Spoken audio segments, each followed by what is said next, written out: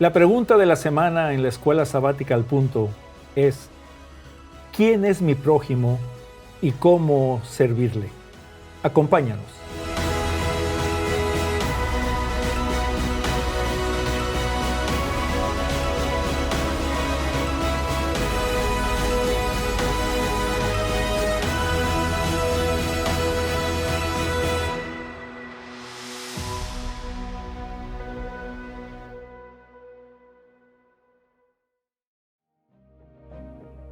En este segmento vamos a continuar explorando algunas barreras muy comunes para el cumplimiento de la misión y el crecimiento de iglesia.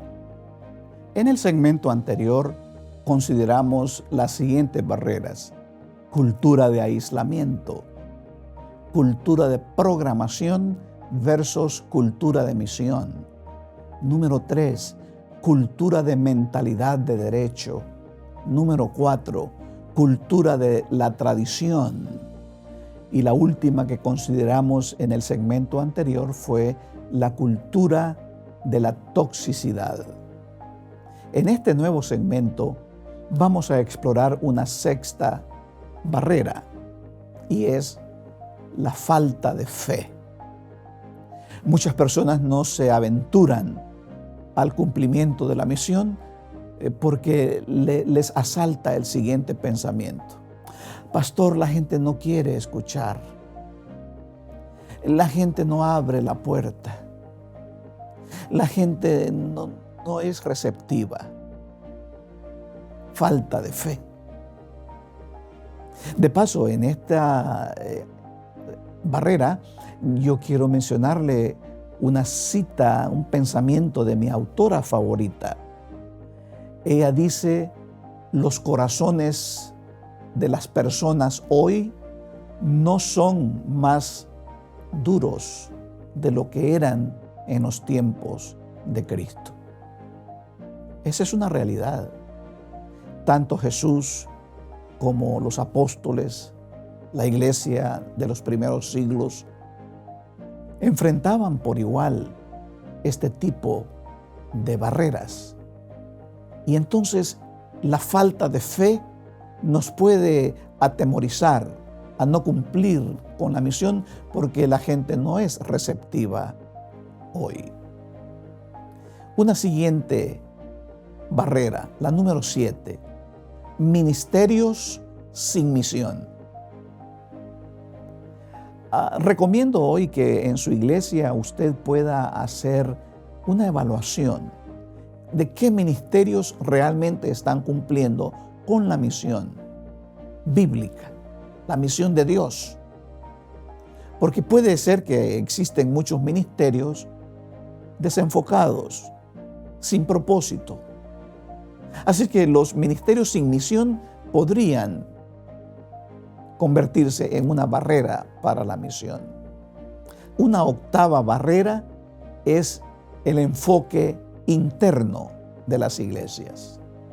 Los programas, las actividades, todo está enfocado hacia adentro para beneficiar a los miembros de la iglesia.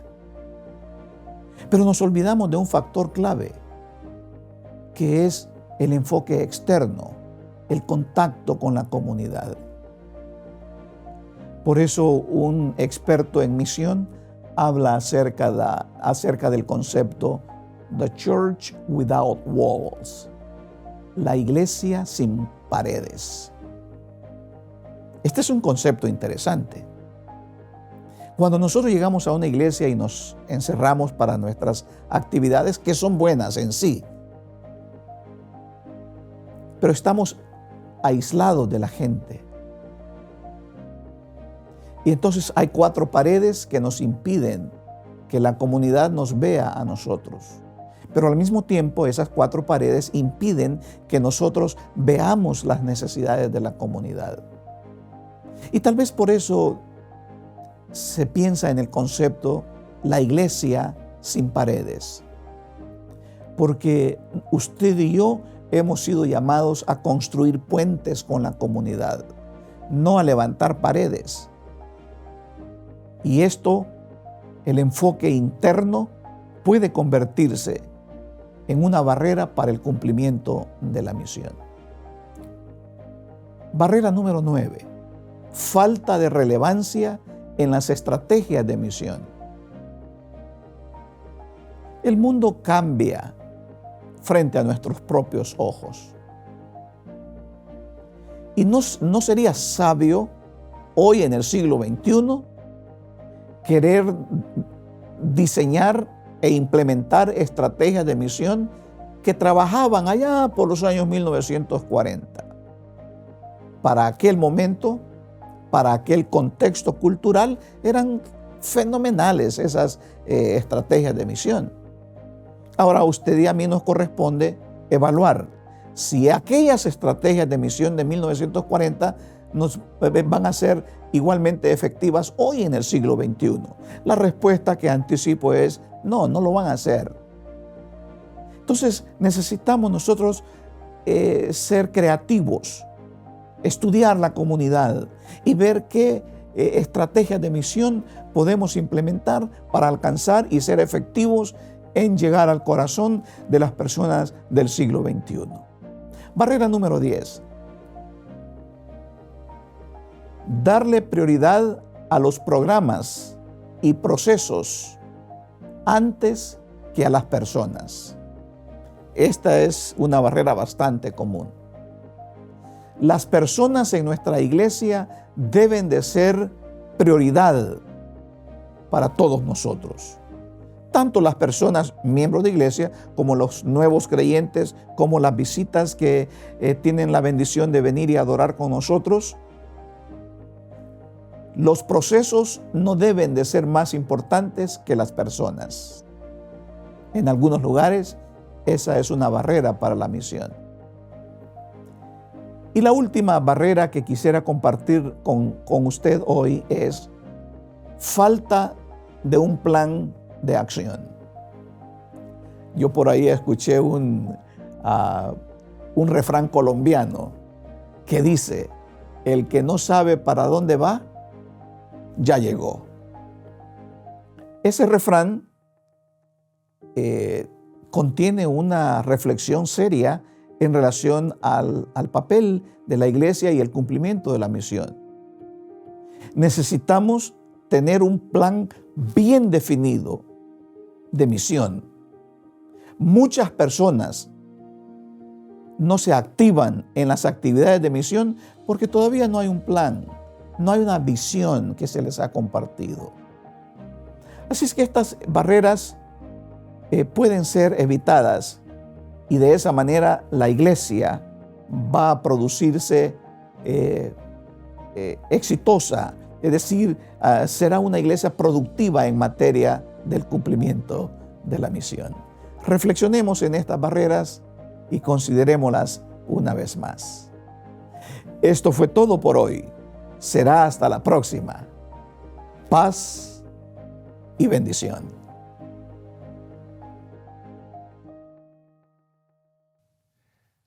Se acercó un maestro de Israel y le hizo la siguiente pregunta a Jesús: ¿cuál es el gran mandamiento de la ley?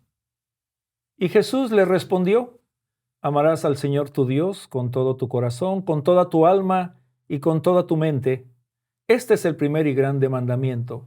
Y el segundo es semejante: amarás a tu prójimo como a ti mismo. Y de ahí, pastor, quiero saltar y unir este pasaje a la parábola del buen samaritano. ¿Quién es mi prójimo? Porque quiero decirle, pastor, hay prójimos incómodos. ¿Quién es mi prójimo?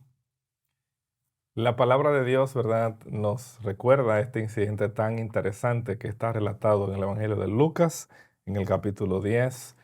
Y es una parábola clásica que la persona no necesita ser miembro de una iglesia X para usar la expresión el buen samaritano, como se menciona cada vez que alguien se identifica como prójimo. Toda persona que está en necesidad, toda persona que nos rodea, toda persona que podemos amar, servir, es nuestro prójimo. Y claro, en el contexto de el intérprete de la ley que hace la pregunta a Jesús, En esa época, lastimosamente, pastor, como ocurre también hasta el día de hoy, los prójimos se veían en base al estatus social, se veían en base a la familia, al grupo al cual la persona pertenecía. Y la respuesta que Jesús, ¿verdad?, da al intérprete, por supuesto, está precedida por una pregunta. Y luego él comienza a narrar esta historia. Y yo debo señalar esto así a manera de introducción. Jesús, aunque conocía que el intérprete tenía intenciones que tal vez podemos decir hoy no son las mejores o no eran las mejores, pero Jesús no pasó por alto la oportunidad de dar una respuesta que no solo beneficiara al intérprete, sino a nosotros, porque esta historia nos alcanza a todos. Así que prójimo es toda persona que nos rodea, es toda persona que podemos servir. Y ese principio estaba bien estipulado en las Escrituras y como nosotros conocemos, tanto en Deuteronomio como en Levítico, capítulo 19, donde se estipulaba y amarás a tu prójimo como a ti mismo, es un principio, ¿verdad?, que nos abarca a todos y que Dios espera que pueda ser aplicado con todo ser humano que nos rodea, sin importar etnia, sin importar idioma, sin importar estatus social, económico o educacional. Pastor, 1 Juan 4:20 nos dice, si alguno dice yo amo a Dios pero odia a su hermano es mentiroso, pues el que no ama a su hermano a quien ha visto, ¿cómo puede amar a Dios a quien no ha visto? ¿Cómo puedo aprender a preocuparme más por los demás, por mi prójimo? Pero insisto, pastor, y ayúdeme por favor. Pareciera que hay prójimos incómodos. Pareciera que hay prójimos molestos. Pareciera que hay algunos prójimos que por la causa de su situación no los queremos mirar o los ignoramos. Pero la realidad, pastor, nuestros prójimos han sido robados, han sido maltratados, están sufriendo y muchas veces nuestro corazón religioso está ajeno a esa necesidad. Le comparto, amigo y hermano y pastor, la siguiente cita de la inspiración. Elena de White nos dice, nuestro prójimo es toda persona que necesita nuestra ayuda. Así es. Toda persona que necesita nuestra ayuda. Entonces, pastor, ¿qué hacer? ¿Cómo debo yo tratar a ese prójimo incómodo, a ese prójimo molesto, a ese que yo miro hacia otro lado para no ver su necesidad? Es el cristianismo práctico. Pastor, yo quiero retomar y de esa manera voy a responder su pregunta. El mandamiento amarás a tu prójimo como a ti mismo, como Jesús lo afirma, que es el resumen, pastor, de la segunda tabla, ¿verdad? Como decimos, de la ley de Dios. Pero yo quiero que ustedes escuchen en el contexto que está ese mandamiento. Jesús está citando Levítico 19, como ya señalé. Pero escucha qué dice el texto, Levítico 19, versículo 33. Dice el texto, cuando el extranjero morare entre vosotros en vuestra tierra, con vosotros en vuestra tierra, no le oprimiréis. Si el contexto inmediato es que tú estás rodeado de gente que no come como tú, que no habla como tú, que no piensa como tú, es un grupo distinto a ti. Y entonces el siguiente versículo, como a un natural de vosotros tendréis al extranjero que mora entre vosotros y lo amarás como a ti mismo. Es decir, ese mandamiento que nosotros señalamos y amarás a tu prójimo como a ti mismo fue dado en un contexto donde tú amas al que es diferente a ti, al que necesariamente no es tan cómodo, al que necesariamente tú no disfrutas igual como a tu gente sanguínea, cosanguínea. Así que cuando hablamos del prójimo inmediato, el contexto bíblico es al extranjero, es al que es diferente a ti. Claro, eso no excluye a los miembros de tu familia, eso no excluye a la gente cercana, no excluye a los que son miembros de la iglesia. Pero es evidente que cuando Jesús narra la parábola del buen samaritano, Él está trayendo el contexto. Pastor, y debo señalar esto así. Yo sé que vamos a tocar algunos elementos de esta parábola a lo largo de esta lección, pero lo que Jesús hace es inaudito por varias razones. Es decir, la historia que Jesús cuenta. Porque como ustedes recordarán, alguien desciende por ese camino peligroso que a su servidor le ha tocado visitar, y yo cuestiono, ¿verdad? Ese hombre que parecía que le faltaba juicio de viajar solo en un lugar que era, ¿verdad?, presa fácil de ladrones, como cuenta la historia que pasó. Pero lo interesante es que por ese camino también descendieron varias personas, como el sacerdote y el levita. Y esto es importante, pastor. La gente que estaba escuchando a Jesús en esta historia, ellos fácilmente podían como anticipar quién podía ser el que iba a demostrar lo que es un buen prójimo. Porque lo que Jesús hace de citar un sacerdote, un levita, en el marco canónico, por ejemplo, hay varios pasajes que pueden ilustrar esto, pero Josué es uno de los tantos pasajes, capítulo 3, donde se mencionan los grupos del pueblo de Israel, pastor, y son enlistados sacerdotes, levitas y el pueblo. Y en varios pasajes esa tríada va a ocurrir, lo que implica que cuando Jesús mencionó sacerdote y levita, en la mente del pueblo, lo que ellos estaban esperando era que un buen judío demostrara quién era el prójimo. Y Jesús rompió completamente ese esquema al introducir a un extranjero en la opinión de muchos, a alguien que es distinto a los que él había citado. Y ese que fue distinto, que es el samaritano, el despreciado en el contexto social, ilustra cómo viven los hijos de Dios, sin estar limitados por raza o etnia o lenguaje, para mostrar el amor de Dios a todos los que les rodean. Así que en esta historia, Jesús rompió el esquema. El prójimo, en esencia, es alguien que necesita de tu ayuda, de tu amor, y tú no le puedes negar el amor de Dios a nadie basado en color de piel, en etnia, en idioma o en clase social, como ya señalamos. Por eso, mi querido hermano y hermana, cuando la gente se acerca a ti y por alguna razón queremos descubrir cuáles son sus motivos o sus intenciones, tal vez ese prójimo nos quiere poner a prueba, ignoramos sus motivos, tal vez nos preguntamos, ¿serán genuinos o se quieren aprovechar? Debemos recordar, el único que conoce los corazones es Dios. Así es. No es nuestra tarea tratar de andar investigando los motivos, porque cuando andamos investigando, generalmente juzgamos. Y hermanos, los cristianos, los hijos de Dios, estamos para servir y no para juzgar. No sabemos por qué la gente actúa así, y por eso le dije al pastor, le pregunté 2 veces, le mencioné, esos prójimos incómodos, lo hice de tal manera para que reflexionemos que lo que nos corresponde hacer es compartir el amor de Dios, porque ignoramos por qué la gente actúa de tal o cual manera. Y eso es lo que hacía Jesús.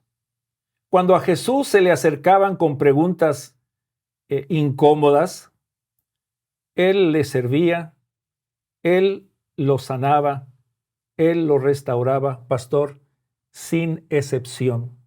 Y lo hacía por amor y con amor. Por eso, querido hermano, estas lecciones son prácticas.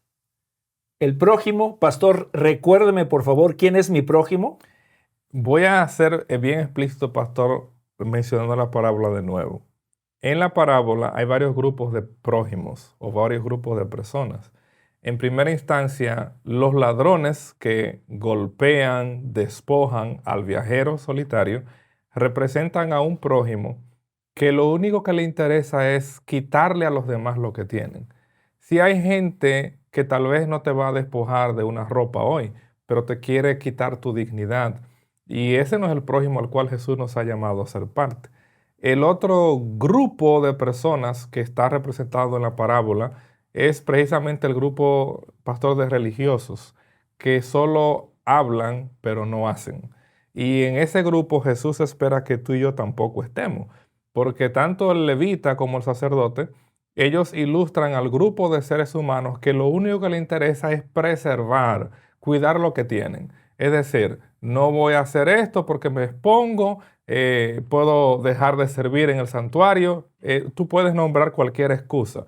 Pero Jesús espera que tú y yo no estemos en ese grupo o en ese tipo de prójimo tampoco. Como mencioné, ni de los que despojan o quitan, ni los que solo están tratando de preservar su confort, su seguridad. Entonces, el tercer grupo de personas ilustrado en la parábola es precisamente, como el texto pastor dice, pero un samaritano. Es decir, lo que menos esperaba, porque no era de la misma etnia. Y claro, aquel personaje que estaba medio muerto, como dice el texto, no se le puede identificar, pastor, ni identidad, porque ni siquiera la ropa, ¿verdad? No podíamos decir de dónde era, pero el samaritano, sin importar, él usó la misericordia, hizo todo lo que pudo para ayudar a aquella persona a llevarlo, como conocemos bien.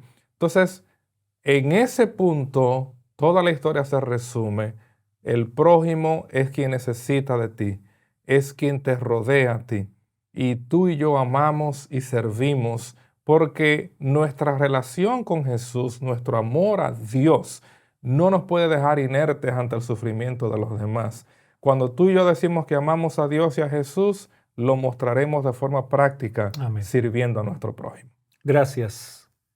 Querido hermano, cada día al levantarnos oremos al Dios Todopoderoso para que nos use para servir a nuestro prójimo. Busca o inventa oportunidades para suplir las necesidades tú personalmente de ese prójimo, el que está más cerca de ti. Haz todo lo posible, hagamos todo lo posible por servirle. No podemos ni intentamos resolver los problemas de todo el mundo, pero siempre podemos hacer la diferencia, pastor, en la vida de alguien, Así es. de aquella persona que está más cerca de ti. Pero quiero decirte una palabra de advertencia. No nos vayamos a confundir. La expresión de amar al prójimo no tiene nada que ver con ganar puntos a favor para nuestra salvación.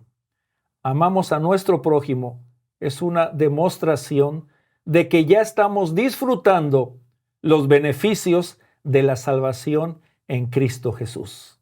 Solamente mediante nuestro amor y servicio al prójimo es que vamos a demostrar nuestro amor auténtico a Cristo Jesús. Y por eso Gálatas 5:14 termina diciendo lo siguiente, porque toda la ley en esta palabra se cumple. Amarás a tu prójimo como a ti mismo. Mi querido hermano, mi querido pastor, el desafío es tener el corazón de Jesús. Y ese prójimo vecino, amar, orar, servirle, porque delante de Dios todos somos iguales. Esto ha sido Escuela Sabática al Punto.